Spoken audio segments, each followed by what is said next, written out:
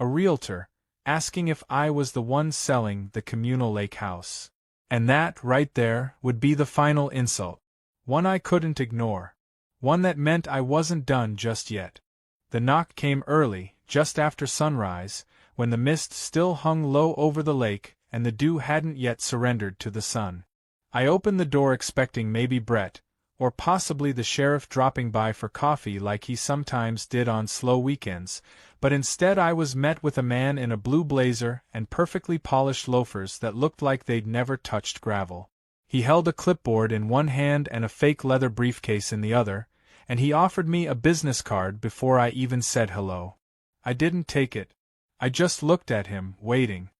He cleared his throat, clearly unused to being greeted with silence, and then said with practiced cheerfulness that he was a local agent working with several interested investors who were excited about the communal lake house being listed soon. He said the phrase like it was carved in stone somewhere, official and inevitable.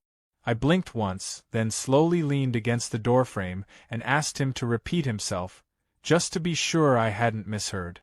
He did, with even more enthusiasm this time, adding that his clients were looking for charming rural escapes with event potential and shared water access, and that my property had been described by a certain HOA president as open to consideration. My jaw didn't drop. My heart didn't race. What I felt was colder than that, something sharp and steady, like ice forming in a place where fire had already burned. I told him, calmly, that this land was not for sale, that no such listing existed, and that if he or anyone he represented stepped foot beyond my fence line, they'd be trespassing on privately owned property backed by every legal document the county had to offer. He hesitated, then smiled like he thought I was bluffing, like maybe I was just another cranky local who'd fold under the weight of a good offer.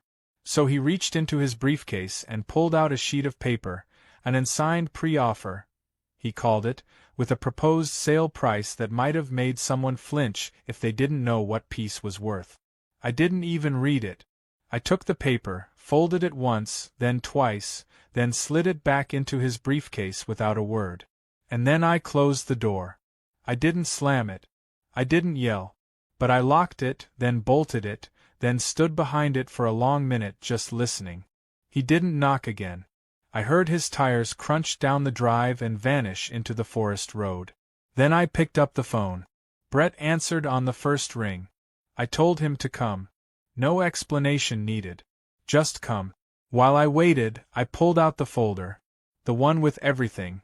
Photos, drone footage, recordings, scanned flyers, copies of Karen's fake bylaws, even a screenshot of her last Facebook post where she insisted the lake was functionally public. That was her mistake. Functionally public. The words danced on the edge of libel and real estate fraud. And now someone had tried to leverage that lie into a financial transaction.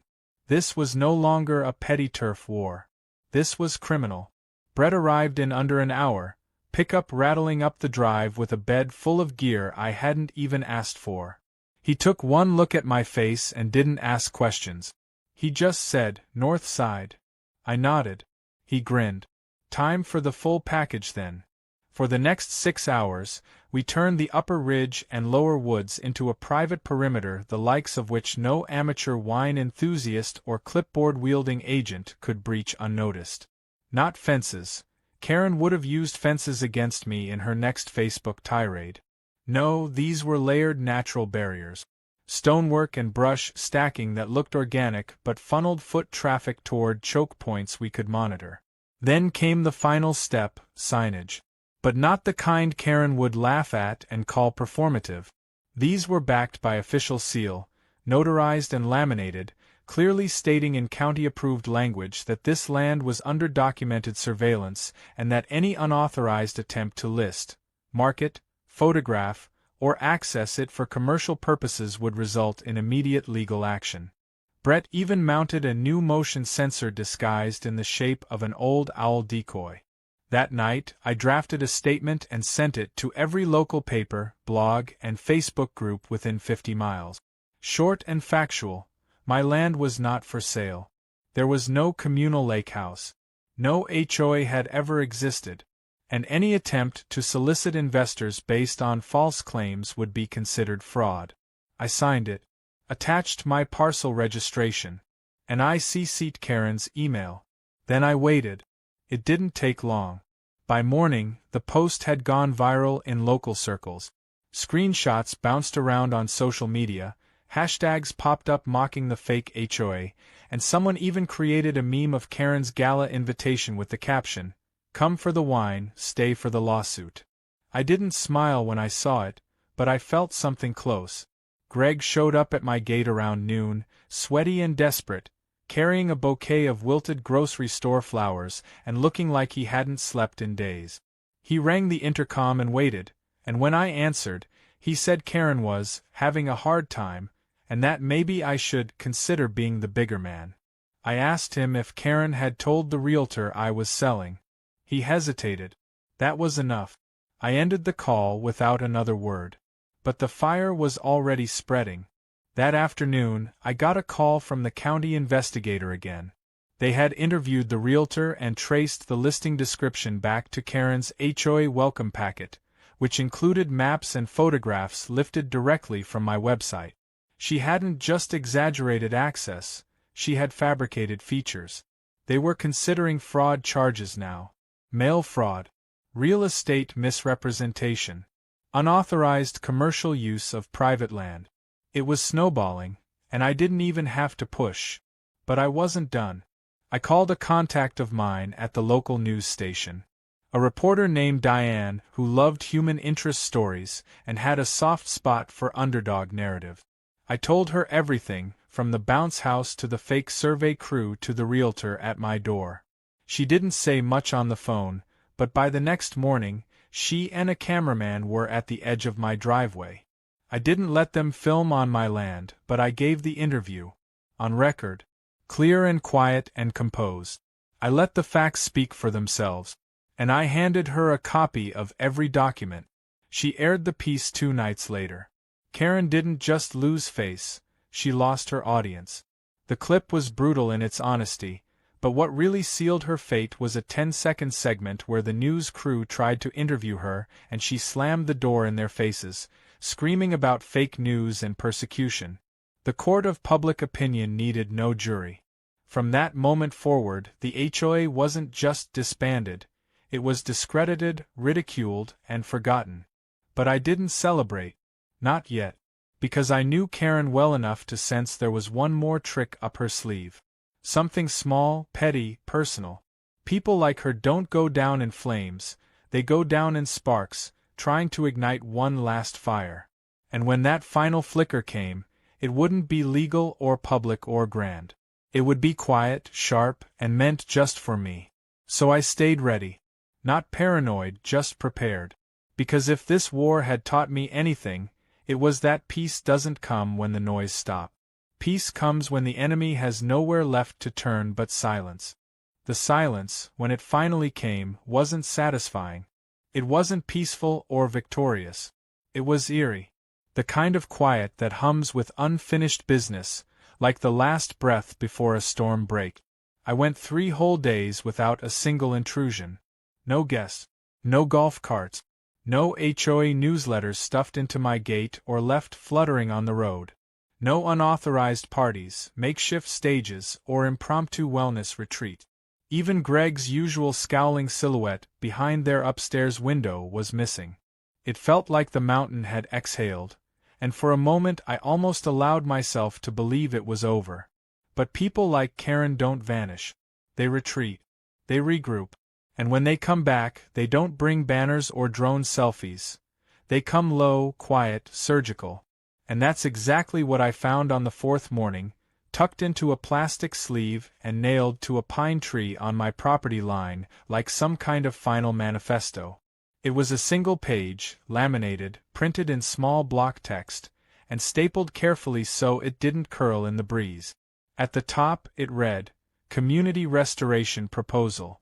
I tore it down before I even finished the sentence, but the damage was already done. It wasn't what the paper said that mattered. It was the fact that it had been posted at all. On my land. Past my line. Past the signs. Past every legal warning and invisible barrier Karen should have learned to respect by now. The paper was a taunt, a test, a whisper in the dark that said I'm still here and I'm not done. I paced my driveway for the better part of an hour, turning the paper over again and again, half expecting there to be something hidden in the lamination. But there was nothing. Just a proposal for a peaceful realignment of shared values, and a list of items Karen believed we could co-manage. The lake, the walking trails, the dock, my dock. She hadn't signed it, of course. She wasn't that stupid. But it was her font, her phrasing, her obsession with shared purpose and fake civility. I burned the page in a metal pail next to my shed and watched the smoke rise through the trees, then spent the next hour walking the perimeter, checking for more hidden notes, signs, or markings. I found none. But I did notice something new. 2 fresh tire tracks leading up the old utility trail that hadn't seen traffic in years. The tracks ended just short of the ridge, near where Karen once tried to measure out her fake HOA walking path. I didn't have to guess what they meant. She'd come up the back way, probably late at night, probably alone or with Greg acting as lookout, and tacked that sign like she was planting a flag. Not for the world. Just for me. It wasn't about getting the land. It was about control. About reminding me that she still had reach. So I spent the next day in the shop, welding. Not because I was afraid. Because I wanted her to know that every time she crossed the line, I'd make the line harder, stronger, more permanent. The old iron gate I'd kept leaning against the barn for years, the one I salvaged from a teardown in town, finally had a purpose. I reinforced it with rebar, sanded the hinges, and anchored it at the north trail with concrete so deep it would take a backhoe to budge it. I even added a sign on the inside. Congratulations! You've reached the end of imagination. Turn back. I thought it would make Brett laugh. It did. He showed up that evening with 2 six-packs and a grin, having heard the news that Karen had officially withdrawn her fake non-profit application after county scrutiny caught inconsistencies in the donor list. He said she was unraveling behind the scenes, quietly begging neighbors to support a relaunch of her vision under a new name, the Pine Serenity Collective. I nearly choked on my drink. He said someone in town had already registered the name as a joke business that sold emotional support pine cones. I didn't care about her new name. I cared about her next move. And just when I thought maybe, just maybe, she'd finally disappear into her own humiliation, the storm broke for real. It happened on a Thursday morning, a full week after the gate went up. I woke to the sound of crashing metal, not sharp like gunfire, but dull and brutal, like something heavy had hit a barrier at speed. I threw on boots and rushed out, following the echo down the trail. And there it was, Karen's SUV. Nose buried in the gate. Hood crumpled. One headlight dangling like a broken eye. Steam curling out from under the hood. She hadn't just bumped the gate. She'd rammed it. Intentionally. There were no skid marks. No sign of braking. Just a straight shot into steel, like she thought sheer audacity could bend physics. She was still inside, gripping the wheel with both hands, staring blankly through the cracked windshield like the reality hadn't set in yet. Her airbag hadn't deployed, probably because she wasn't going fast enough to trigger it, but fast enough to ruin the front end of her car. I approached slowly, cautiously, one hand hovering near my phone. She saw me and immediately began to cry, the kind of forced, dramatic sobbing that made no sound until I was close enough to hear it. She rolled down the window, wiping at her eyes with a tissue that already looked staged. She said she'd been trying to check on community damage, that she thought the trail was a public emergency access route, and that her GPS had rerouted her unexpectedly. I said nothing. She asked if I could help call a tow. I asked if she wanted me to call the sheriff first. She stopped crying. Just like that. Her face reset like a switch flipped, and she gave me a look I'll never forget. Not anger. Not shame. Just hatred. Pure, simple, undiluted. I walked back to the cabin and called it in. The deputy arrived an hour later. Greg showed up 20 minutes after that.